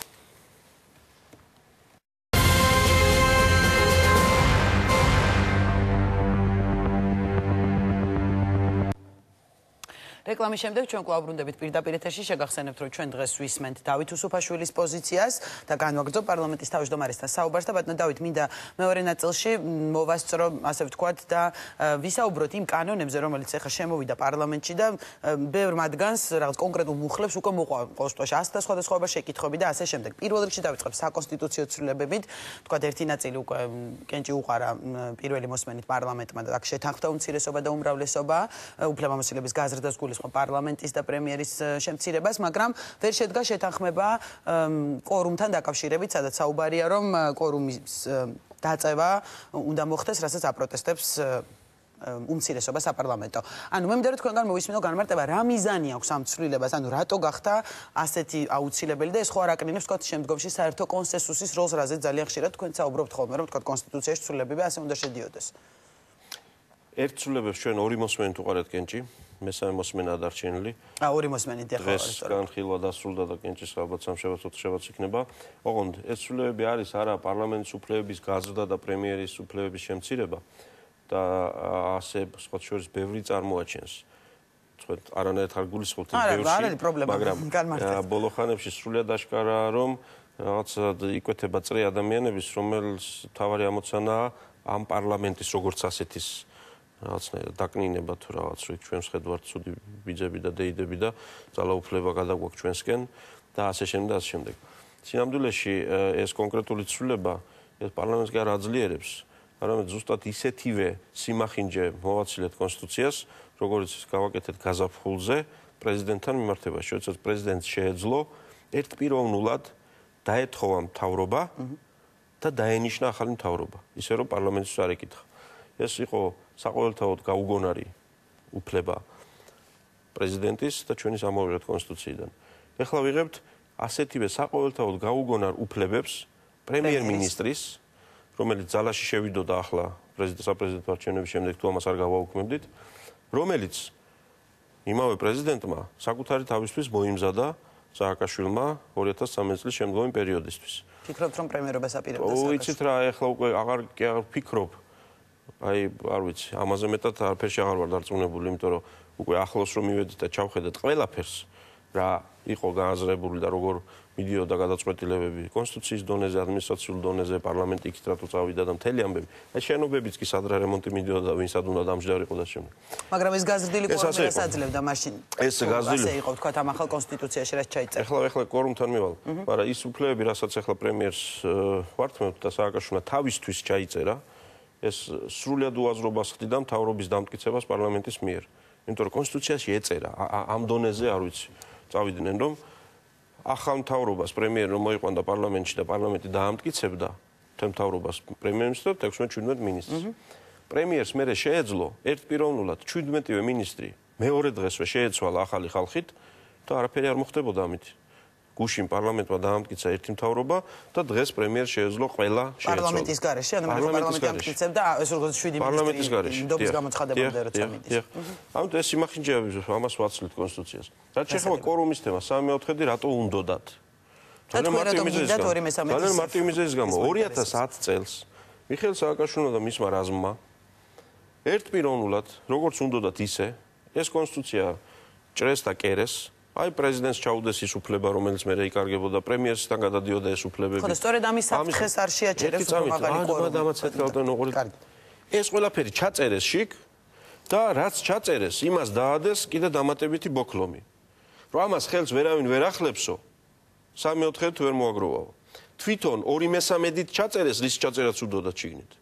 მაგრამ მას მე რაც ჩაწერეს 2/3-ით. მერე თქვეს რომ აი მერეო იმ პარლამენტში 3/4 იქნება საჭირო რომ აქ ვინმე რამე შეცვალოს. ანუ მას შემდეგაც კი როდესაც ჩვენ უმცირესობაში აღმოჩნდებითო ჩვენს გარეშე კონსტიტუციას ხელი ვერავინ ვერ ნახავს თუ ჩვენ 1/4-ზე მეტი მაინც ვართ ხო მაგრამ ბატონო დავით ეხლა 2/3 ხარი ამით შეცვალეთ თქვენ თქვა იმიტომ რომ სულ თქვენ ხარ იქნებით ხელისუფლებაში ანუ ეს საფრთხე ხო სულ არსებობს თქვა კაი თქვენ ამბობთ რომ თქვენ არ დაიწყებთ თქვენ თანამორგებას ამბობთ რომ 2/3 დავტოვოთ ეხლა ხარი 2/3 თქო ჩატარდეს ყველა ცვლილება და იყოს მე უფრო თქვა რთული პროცედურა კონსტიტუციის შეცვლა ალბათონო ზუსტად ვე გვინდა ჩვენ ზუსტად მაგითო გვინდა რომ 2/3 დარჩეს მანამ სანამ საკონსტიტუციო კომისია და არა ჩვენ ეხლა უკვე ქართული ოცნება ამ კონსტიტუციას ახლა კიდე ავიღებთ მაკრატელს და ჩვენს სკوارზე დავჭრით. მერე იმას ისევ 3/4-იან ბოქლომს დავადებთ და შვიდად ვიქნებთ. არა. საკონსტიტუციო კომისია შევქმნათ. 1 წელი ვიმუშაოთ ამაზე. ჩავთოთ ვენეციის კომისიას და ყველა ვისაც სურვილი ექნება უცხოელები, ხალხი, საზოგადოება, მართლა საზოგადო განხილვა ჩავატაროთ. მართლა კონსტიტუციას შევძინოთ ის ძალა, ის დატვირთვა, რაც უნდა კონდეს მას. კონსტიტუცია ეს არის ქვეყნის საძირკველი. და მე შეიძლება ის ბოქლომი დაადოთ თქვენი სიტყვა თქვა და ანუ დროებით ახანგრძლივებთ 2/3-ს ოღონ ბოქლომი უფრო ცივილური და უფრო სწორი. არა 3/4-იანი, რომელიც სოფლიო ქვეყნებში 64 ადგილზეა სულ. და იგივე ვენეციის კომისიას ამსისკე კვლევა გაკეთებული, როგორ უნდა იცვლებოდეს კონსტიტუციები, როგორ იცვლება სადრა პრაქტიკაა და ასე შემდეგ. აბარაბერკეტით დაადოთ ეს ბოქლომი და დავასრულოთ. 2/3 ეს არის ყველას მიერ ყველაზე უფრო მეტად ნარჩევი მოდელი, რომ ახალ დემოკრატიებში, ახალ სახელმწიფოებში ვერც ერთმა რომელიმე კონკრეტულმა დიდმა ძალამ ისე ვერ ჩაკეტოს კონსტიტუცია 3/4 და 4/5-ით, რომ მერე მის შეცვლა შეუძლებელი იყოს, იმიტომ რომ ჩვენ შენებლობის პროცესში ვართ. ესე იგი, არ უნდა იყოს ძალიან მარტივი კონსტიტუციის შეცვლა და არ უნდა იყოს შეუძლებელი. და რას თავაზობთ მაშინ? ამიტომ ჩვენ თავაზობთ 2/3, რაც ნიშნავს იმას, რომ საზოგადოების 2/3-ის ნდობის მქონე ჯგუფს ეს საკმაოდ მაღალი კვორუმია 2/3. კი, 2/3-იც მაღალია, უნდა შეეძლოს ამ ხალხის ნებიდან გამომდინარე რაღაც ცვლილების შეტანა. და მეორე მხრივ 3/4 რატოა ცუდი? 25%-ს საზოგადოების და მათი ნების ამსახველი პარლამენტარების არ უნდა შეეძლოთ დანარჩენი 75%-ის მოსაზრებების დაბლოკვა. ჩვენ ვამბობთ 2/3 ეს არის საკმარისად მაღალი, ოღონდ იმისთვის რომ რამე კონიუნქტურამ არ გამოიწვიოს ნაუცბათებით ცვლილებები 2/3-ით რამე ცვლილება რომ მიიღებს ხმებს მერე დავდოთ ეს ტექსტი 3 თვე, 4 თვე, 6 თვე, თუ გნებავთ მეორე მოწვევის პარლამენტი, თუ გნებავთ 6 თვე და საშუალოდ ნებისმიერი პოლიტიკური მოვლენა, ეს წიგნებში სასწრია და პრაქტიკაში სასწრია. ნებისმიერი პოლიტიკური მოვლენა 3-4 თვის განმავლობაში კარგავს თავის იმ სუპერ აქტუალურობას, ნებისმიერი. მე უკვე სხვა მოვლენები მოდის. ამიტომ 3-4 თვის შემდეგ, მაგალითად, ანუ ორმაგი ვოტუმით კონსტიტუციის მიღებას გულისხმობს 2/3 მეორედ და მაშინ ეს იქნება სწორი ცვლილებები. ამას ვთავაზობთ ჩვენ, ამას ეწინააღმდეგება ნაციონალური მოძრაობა, მაგრამ მე ფიქრობთ რომ მიაღწევთ შეთანხმებას მოკლედ და სხვა კანონზე მივახცევთ, იმიტომ რომ თავადაც ძალიან კარგად ხვდებიან ნაციონალური მოძრაობის წარმომადგენლები, რომ თუ ასე წავიდა საქმე, რომ 3/4 ხელში გვიჭირავს უბრალოდ 25% ხმების და ამიტომ იმ ჩვენს მიერ დამახინჯებულ კონსტიტუციაში სრულების შეტანის უფლებას არავის მივცემთო. აი ამის იმედზე თუ იქნებიან და ესაა ჩვენი სიძლიერეო, ეს ძალიან ძვირად დაუჯდება მათ. ამ არჩევნებზე, შემდგომ არჩევნებზეც და სხვა მოვლენებში. ამიტომ ამას მიხვდებიან. ეს ისეთივე არასწორი ბერკეტია, როგორც სააკაშვილს ეჭირა ხელში, აი ეს მთავრობის დათხოვნა და მაგრამ ჩვენ ვამბობთ, რომ არ ვჩქარობთ, კი ბატონო, ვიფიქროთ, არ გვინდა ხელების გადაგრეხვა. 12 ოქტომბერს ვენეციაში იქნება ამ თემაზე მსჯელობა, სწორედ საქართველოს თემაზე, იქ ჩავლენ წარმომადგენლები ჩვენი. და მე დარწმუნებული ვარ, რომ მივალთ შეთანხმებამდე, იმიტომ რომ ეს საჭიროა ქვეყნისთვის და კონსტიტუციისთვის. ეს არ არის ერთი რომელიმე პარტიის ამწუთიერი ამოცანა. კარგი, მადლობა. გადავიდეთ პოლიციის კანონზე, რომელიც ასევე შემოსულია პარლამენტში და რომლის რამდენიმე მუხსაც ასევე მოყვა კრიტიკა და ასე ვთქვათ, შეშფოთება ოპოზიციის მხრიდან, რომ შესაძლოა და მინდა უბრალოდ მაყურებელსაც რომ შევახსენო, აქ არის სპეციალური ტერმინი, სპეციალური პოლიციური კონტროლი, ერთ-ერთ მუხში, რომელიც გულისხმობს, ვთქვათ, რომ პოლიციას შეუძლია დაუზუსტებელი მოტივით მოქალაქე გარკვეული განმავლობაში გააჩეროს, დააკავოს პირადი ნივთები და მანქანა გაჩხრიკოს. ანუ ჩხრეკას და პოლიციელების სამსახურში მიღებას ასევე და მათ გათავისუფლებას ეხება კიდევ ის პუნქტი, რაზეც გამოითქვა მოსაზრებები, რომ ერთი მარტივი გახდება სამართალდამცველების სამსახურიდან გაშვება ამ კანონით და მეორე ოპოზიცია აცხადებს, რომ შესაძლოა ეს ძველი დროის რაღაც რეიდები დაბრუნდეს, რაზეც იყო ადრეც საუბარი, როდესაც ზაფხულში მიმდინარეობდა მსგავსი შემოწმებები. პარლამენტში პოლიციის სრულიად ახალი კანონი შემოვიდა, რომელიც შინაგან სამინისტრომ შეიმუშავა აგვისტოს დასაწყისში. მას შემდეგ ამ პროექტზე მიდის მუშაობა პარლამენტში, პირველი მოსმენამდეც ბევრი რამ დაზუსტდა. პირველი მოსმენის მიღების შემდეგ, მაგალითად გუშინ 10 საათის განმავლობაში იურიდიული კომიტეტი მუშაობდა ამ კანონ პროექტზე. სამწუხაროდ ოპოზიციის წარმომადგენლებმა ვერ მოიცალეს იქ ყოფნისთვის, მართლა სამწუხაროდ ვამბობ, იმიტომ რომ დღეს პლენარულ სხდომაზე იყვნენ და დღეს ჯერ ვერ დაეწყო ამ კანონ პროექტის განხილვა, სხვა თემები იყო, იმ კვირაში მოხდება განხილვა, მაგრამ ნებისმიერი ეს კითხვა და მათი მოსაზრებები საკომიტეტო მუშაობის დონეზე, მით უმეტეს იურიდიული კომიტეტის წევრების მხრიდან იქნებოდა ნაყოფიერი. მაგრამ არასამთავრობო ორგანიზაციებმაც გამოთქვეს. მათი არ ყოფნის შემთხვევაშიც კი, აი სწორედ არასამთავრობო ორგანიზაციები გუშინ 11-ის ნახევარზე დაიშალნენ. და პარლამენტის წევრები მას შემდეგ ჩემთან ამოვიდნენ ოთახში და ჩვენ კიდე პირველის ნახევარზე დავიშალეთ ზუსტად პოლიციის შესახებ კანონზე მუშაობდით შინაგან საქმეთა მინისტრის მოადგილე იურიდიული კომიტეტის წევრები ვინც პარლამენტის წევრები შერჩნენ ანუ შესაძლოა რა კორექტირება გაიაროს ამ ვარიანტზე მე გეუბნებით რომ გუშინ ღამის მდგომარეობით მე როდესაც დავშორდი მათ და ამ პირველ საათზე წამოვედი თბილისისკენ გავლილი იყო 24 მუხლი 60-დან და ეს ხდებოდა სწორედ უმრავლესობის წარმომადგენლები პარლამენტში, შინაგან საქმეთა საქმის წარმომადგენლები, არასამთავრობო ორგანიზაციების წარმომადგენლები. ესე რომ მიდის მუშაობა ყველა პუნქტზე, ყველა მძიმეზე და წერტილზე. ამიტომ ყველას მივმართავ. თუ კი ვინმეს რაიმე კითხვა აქვს და მოსაზრება აქვს, მით უმეტეს და რაიმე შეუძლია გააუმჯობესოს ეს პროექტი, ჩაერთოს ამ პროცესში. თქვენ თავად რა დამოკიდებულება გაქვთ, თქვათ ამ კანონის მიმართ, იგივე ამ მუხლების მიმართ, რომ თქვენ იწონებთ ამ კანონს, თქვათ რა არის ფუნქცია ამ კანონის, რა შეიძლება რომ ეს თავად შეიცვალოს პოლიციაში. მე ასეთ შემთხვევაში ვენდობი იმ პარლამენტის წევრების და ექსპერტების მოსაზრებას პირველ რიგში, ვინც ამ კანონზე მუშაობენ უკვე კვირებია და აი გუშინ ამდენი ხანი მუშაობდნენ. გუშინ გვიანღამეთ ჩვენ რამოდენიმე საკითხი გავიარეთ და მე მაყოფილი დავრჩი იმით, როგორც გავიარეთ, იმიტომ რომ იქ იყო შესათანხმებელი ამ შემთხვევაში მთავრობას და უმრავლესობას შორის პოზიციები რამოდენიმე თემაზე და მე მგონია რომ ეგრეთ წოდებულ რეიდებზე ასე ვთქვათ ეს თემები მე მგონია რომ ყველა მნიშვნელოვანი საკითხზე იქნება საუბარი და ვთქვათ მე მგონია რომ ყველა საკითხი იქნება ევროპულ სტანდარტებამდე მიყვანილი თუ რაიმე საკითხზე ვინმეს გულში ხინჯი დარჩება მე პირადად ვთავაზობ რომ ამ კანონზე პირველი მეორე მოსმენის შემდეგაც გავაგრძელოთ მუშაობა და საერთოდ ზოგადად გავაგრძელოთ მუშაობა იმაზე და იმისთვის, რომ პოლიციაში, შინაგან საქმეთა სამინისტრო, ძალოვანი სტრუქტურები, თავდაცვის სამინისტრო, არ ვიცი, ნებისმიერი ასეთი ორგანოები იყვნენ გაცილებით უფრო გამჭვირვალე, კანონის ჩარჩოებში კარგად ჩასმული, იმიტომ რომ პოლიციის კანონი წინა როდის მივიღეთ 90-იან წლების კანონით მუშაობდა ეს პოლიცია, რატომ არ ვიცი, მაგალითად. ამიტომ ეს არის ჩემი აზრით ეს კანონი არის ძალიან მნიშვნელოვანი ნაბიჯი წინ.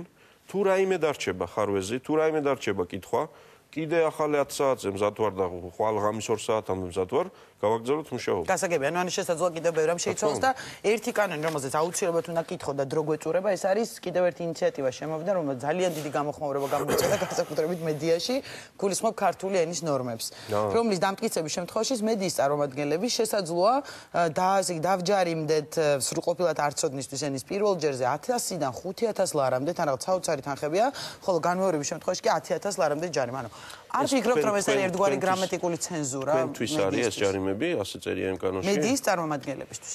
ხო. სხვებისთვისაც, მაგრამ არა, მე თქვენთვის მეგულისხმობ ეთერში. არა, ტელეკომპანია ჯარიმდება, ანუ ტელეკომპანია გადაიხდის ალბათ ჯარიმას, მე თუ რაღაცას არასწორად ვიტყვი, მაგრამ არ ვიცი, საერთოდ ფიქრობთ, რომ ამ ფორმით ენის დაცვა სწორია, არ ვიცი. მე ვფიქრობ, რომ ქართული ენა არის სერიოზულად დასაცავი მოსავლელი და საპატრონო. ეს გასაგებია. ამას ალბათ ყველა თანხდება, არა, ვერ თანხდებით, აი მაგაშია საქმე.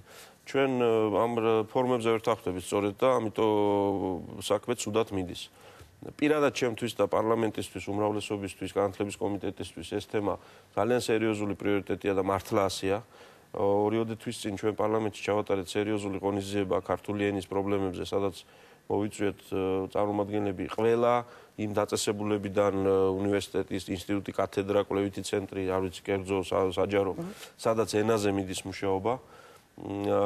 აი ახლა მე მგონი გუშინ მოვაწერეთ ხელი გარკვეული ურთიერთგაგების მემორანდუმს და ეროვნული ბიბლიოთეკა უპატრონებს ძალიან მნიშვნელოვან პროექტს, ეს არის ქართული ენის კორპუსი, რომელშიც თავს მოიყრის ყველაფერი, რაც კი ქართულ ენაზე შექმნილა ელექტრონული ფორმით, თავისი საძიებო სისტემით, რომელიც საოცრება იქნება ძალიან ბევრისთვის, ესეთი. და უშუალოდ ამ კანონს რაც შეეხება, კანონამდე მოვალ. კანონამდე მივიღეთ ყველა ჟურნალისტი. კანონამდე მოვალ.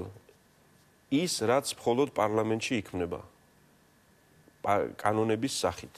და ამასობაში პარლამენტში მიღებულ კანონს აქ ერთი ძალა, გარდა იმისა, რომ იურიდიული ძალისაა, იმიქედან მე სიტყვას ნაჯახით ვერ ამოშლი.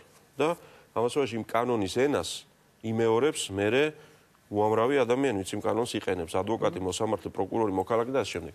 მოკლედ, ჩვენ პარლამენტი პრაქტიკულად ენას, სიტყვებს, წინადადებებს, ფრაზებს, მოდელებს ვანიჭებთ ესე ნორმატიულ ძალას და კლიშეებს, ნუ შტამპავთ ასე. მე ვარ შეძრწუნებული იმითი, თუ რას ვუშვებთ ჩვენ პარლამენტი ამ თვალსაზრისით. აი ეს კანონი საზოგადოებრივი მაუწყებლის შესახებ, რაც ცვლილებები შევიდა, წაიკითხეთ და ცუდად გახდებით. ეხლა ამას ჭირდება შველა. არა მგონია რომ მაღალი ჯარიმები ამას უშველის. მაინც იქ მივდივარ. არა მგონია რომ მაღალი ჯარიმები ამას უშველის. ეს არ არის რაღაც ერთგვარი გამოხატვის თავისუფლების შეზღუდვა, ბატონო, როცა თქვა იგივე მედიის წარმომადგენელი საუბრობს და ეს კი ყველა სიტყვა უნდა აკონტროლოს. თუნდაც არასწორად, თუნდაც უცხო სიტყვა გამოიყენა, არ ვიცი. ამის გამო დაჯარიმება, რაღაც სანქციები მოკლედ. უყურეთ, მასე გარეთ ახლა თქვენ გიწერიათ რუსთავი 2, ხო? და რუსთავი 2 სადღაციდან მოდის, მე კი მახსოვს საიდან მოდის. ბატონი ეროს როგორ ჩამოვიდა რუსთავიდან დაჩაგრული, მაშინ როგორ გახდა რუსთავი 1, რუსთავი 2. მაგრამ რუსთავი 2 წერია. და თქვათ მოიგონეთ ახალი თ. თქვენ. და თქვენ დასახელებას რაღაც ახალი ასოთით გამოხატავთ. ან სხვა დამწერლობით გამოხატეთ. ამაზე უნდა იყოს თუ არა ჯარიმა, უნდა იყოს.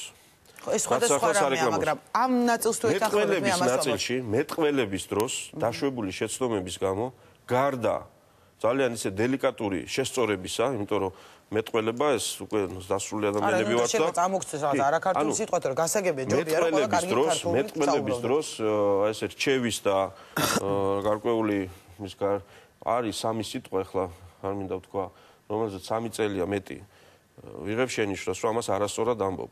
რომელიც ამის მაინც ვიმეორებ ხოლმე. არ ვიტყვი ახლა. ამიტომ უნდა დაგაჯარიმო, კარგი, ეს ზუსტად მაგასო. ამიტომ უნდა დაჯარიმო და ზეპირი მეტყველებისთვის დაჯარიმება გამორიცხული უნდა იყოს. წერილობით დოკუმენტების შექმნისას შეიცვალოს ეს პუნქტი, ამას ფიქრობ? მე ზეპირად ესეთი ვარიანტია შემოსული. მე აი ვერ გიდასტურებ თუ არა ვერც თავად უარყოფ, იმიტომ რომ კანონი თან არ მაქვს. მე ასეთი რამ არ მინახავს პარლამენტში შეიძლება გამომრჩა. ხო, არა, ორი თანამდებობებით შემიძლია რომ ეს წერია. მეტყველების, ანუ არის ნათქვამი სიტყვისთვის დაისაჯოს მისი მთქმელი. ენის სრულყოფილად არ ცოდნისთვის. ამ ტიპის სასჯელი და სასჯელი ვერაფერს ვერ მოგვიტანს, ეს არ ვარგა. ძველი მეთოდებით ბრძოლა თუ დამკვიდრება ენის არც ის იყოს სწორი. ქართული ენა საქართველოს მოქალაქეებმა უნდა ისწავლონ. საშინელი მდგომარეობა გვაქვს ჩვენ ეროვნული უმცირესობით დასახლებულ რეგიონებში, სადაც ელემენტარული კომუნიკაცია შეუძლებელი ჩვენი თანამოქალაქეების 100,000-ობით თანამოქალაქესთან. იქ აკრძალვებით ჩვენ მათ ვერაფერს ვერ ვასწავლით. აქ საჭიროა გრძელვადიანი პროგრამა და გრძელვადიანი პროექტი და ენა სჭირდება მოვლა. გარწმუნებთ ამ ნაწილში პარლამენტი, რომელიც კარგია რომ არის ყურადღების ცენტრში, ჩვენ ბოლო 2 თვეში 172 კანონპროექტი განვიხილეთ. 172 ბოლო 2 თვეში. უამრავი საკითხებია, ძალიან მნიშვნელოვანი საკითხებია. ამიტომ მივესალმებით თქვენს აქტიურობას და საერთოდ თუ მეტი განხილვა იქნება ეთერში, ენის ამ კონკრეტულ კანონთან დაკავშირებით მე გთავაზობთ, არ ვიცი, გნებავთ უახლოეს შესაძლო გადაცემა. თუ ჩათვლით საინტერესოდ და საჭიროდ, გნებავთ გადაცემა, გნებავთ, არ ვიცი, საკომიტეტო მოსმენა, სადაც აი ჟურნალისტებს სპეციალურად გთხოვთ მობრძანდეთ და ერთად გავიაროთ ეს.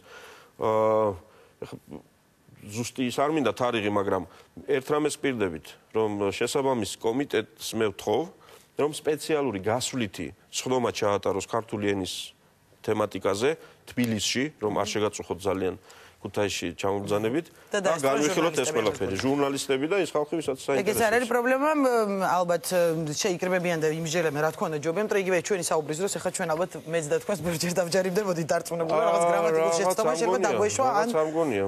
რა ვიცი, ნახოთ, ეს მე რო კანონთან მიმართებაში ამიტომ გადავალ კიდევ ერთ საკითხზე.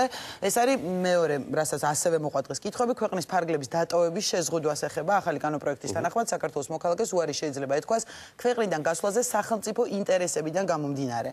ამჟამად მოქმედი კანონი თქვათ უარის თქმის საფუძველი მხოლოდ სამართალდამცავი ორგანოების გადაწყვეტილება, ვთქვათ, როცა ძებნილი ადამიანი ან სასამართლოსი და აქ არის საუბარი, რომ შეიძლება სახელმწიფო ინტერესებიდან გამომდინარე ნიშნავს თუ არა ეს ფრაზა წერია კანონში გაბატონო სახელმწიფო ინტერესებიდან გამომდინარე. მესამე პუნქტად ასეა ჩამოყალიბებული. მე რატო გეკითხებით? და ითქვა ისიც, აქვე გეტყვით უკაცრავად იგივე ირინა ემერილიშვილმა გააკეთა განცხადება, ვინც იყო ინიციატორი, რომ კონსტიტუციის ნორმა გადმოგვაქვს კანონში, ბევრი არაფერი იცვლება, მაგრამ თუ მით უმეტეს კონსტიტუციის ნორმა რატო გახდა სავალდებულო ამის კანონში გადმოტანა და დუბლირება? მესმის. დიახ, საქართველოს მოქალაქის გარეთ გასვლა დღემდე აი შეიძლება და შეფერხებულიყო თუ მას მის წინააღმდეგ იყო სასამართლოები დევნა და თუ მას ჰქონდა ყალბის საბუთები. ამასობაში საქართველოს კონსტიტუციაში წერია, რომ მოქალაქე შეუძლია თავისუფლად გავიდეს და შემოვიდეს საქართველოს ტერიტორიაზე, გადალახოს საზღვარი. გარდა შეზღუდვები ამ უფლებას შეიძლება დაუწესდეს სახელმწიფო უსაფრთხოების და საზოგადოებრივი ჯანმრთელობის ჯგუფური გასაგები იყო ქათმის გრიპი გვახსოვს საზღვრები იკეტებოდა, მაგრამ ინდივიდუალურ ადამიანზე მაინტერესებს რა დრო შეიძლება მაშინ ჯგუფი შედგება ინდივიდებისგან. არა, მისმის, მაგრამ სხვა რამე ისმანო. ესეთი პრეცედენტები ყოფილა, მაგრამ ხო და მაგას გეუბნებთ, უყურეთ, ჩამოვედით ახლა რამდენ. რომ კანონში იყო მხოლოდ ორი შემთხვევა. თუ დევნა და თუ ყალბი დოკუმენტი გაქვს. აი ეს თქვენს მე ნახსენები ქათმის გრიპი არც ერთში არც მეორეში. მთელი ჩვენი სტუდია აგერ ვინცხედავთ, აქ შეიძლება ყოფილიყავით ქართლის გრიპიანები, მივადექით საზღვარს, ჩვენ წინამდე არც დევნა, არც ყალბი დოკუმენტები გვაქვს და ვალდებული არიან გაგვიშვან ჩვენ სადღაც. ხო, მაგრამ ხო საგანგებო სიტუაციების შესახებ კანონი ალბათ ისიცნობს ამ არ ვიცი, მეც რა მაინტერესებს, ხო მოქალაქე რა შემთხვევაში შეიძლება არ გაუშვან. კი ბატონო. კანონში რაც იყო, ეს სრულად ვერ მოიცავდა იმ კონცეფციას, რაც კონსტიტუციაში წერია, რომ საზოგადოებრივი უსაფრთხოების და ჯანმრთელობის ინტერესებიდან გამომდინარე. ამასობაში თუ კონსტიტუციურ ამ ფრაზას ავიღებთ და გადავიტანთ კანონში, ეს იქნება არასწორი. და რატო? კონსტიტუციამ ამ ფრაზის ჩაწერით, რო თქვა, რომ ეს უფლება შეიძლება შეიზღუდოს კანონით, აი ამ ინტერესებიდან და მიზნებიდან გამომდინარე. ამით კონსტიტუციამ კანონმდებელს, ანუ პარლამენტს დაუწესა ჩარჩო, რომ შენ თუ კანონით რამეს შეზღუდავო, აი ამ ჩარჩოებში უნდა ჩაეტიო. ეს არის ჩარჩო პარლამენტისთვის. პირდაპირ შეზღუდვა. თუ პარლამენტი ამ ჩარჩოს ჩაწერს კანონში, მაშინ ის აკეთებს რას? კანონით უკვე პოლიციას და მესაზღვრეს უწესებს ჩარჩოს, რომ ეხლა შენ განსაზღვრე რა არის საზოგადოების ინტერესი და რა არის საზოგადოების ინტერესი. ეს არ არის სწორი. ანუ აფართოვებთ ამ შესაძლებლობას ამას გულს. არ ვაფართოვებთ, არ უნდა გავაფართოვოთ. არ უნდა გააფართოვოთ, ხო ეს არ უნდა გავაფართოვოთ. ეგ ვიგულისხმობ. პარლამენტმა, მთავრობამ, პოლიციამ, მესაზღვრეებმა ვინც ეს საკითხი დასვა. ანუ არ მოგწონთ ეს რომ კანონში ესე გადმოიტანოს ეს ინიციატორმა ჩვენ ამაზე გქონდა მსჯელობა და ზუსტად რაც თქვენ გითხარით, იგივე გავიმეორეთ ჩვენი. რომ ეს პუნქტი საჭიროებს დაკონკრეტებას, რომ დღევანდელი მდგომარეობით, იმიტომ რომ ზეგ შეიძლება ის რაღაც აღარ იყოს იმდენად საშიში და თქვა რომ კონკრეტული შემთხვევები ჩაიწეროს მაშინ შესაძლოა სისხლისამართლის დევნისა და ყალბი დოკუმენტებისა კიდე რა ზოგადად ჯგუფური შემთხვევებია, რა დროსაც შეიძლება შეფერხდეს ვინმეს გასვლა უცხოეთში. გასაგებია.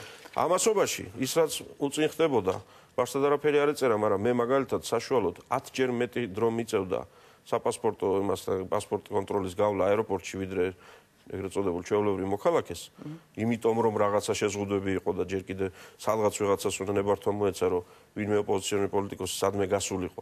მოკლედ, ამ არაფორმალურ შეზღუდვებს გასვლა შემოსვლის, რა თქმა უნდა, ჯობია კანონში, ოღონ კაფიოდ და ზუსტად კონკრეტული შემთხვევები იყოს დაწერილი. გასაგებია. როცა ბევრი ის იქნება ანუ ესეც არ არის ბოლო ვერსია, ჯერ წარდგენილია და როგორც ჩანს თქვენ პარლამენტში, იმიტომ რომ ჩვენ პირველი მოსმენა, მეორე მოსმენა, კომიტეტი, პარლამენტზე დებატები, ზუსტად ამიტომ გვაქვს. ხო, მაგრამ ამისთვის არის მედია და საზოგადოება, რომ იქვე ატეხოს ამბავი. აუცილებლად, დიდი მადლობა თქვენ დღეს კანონ პროექტზე.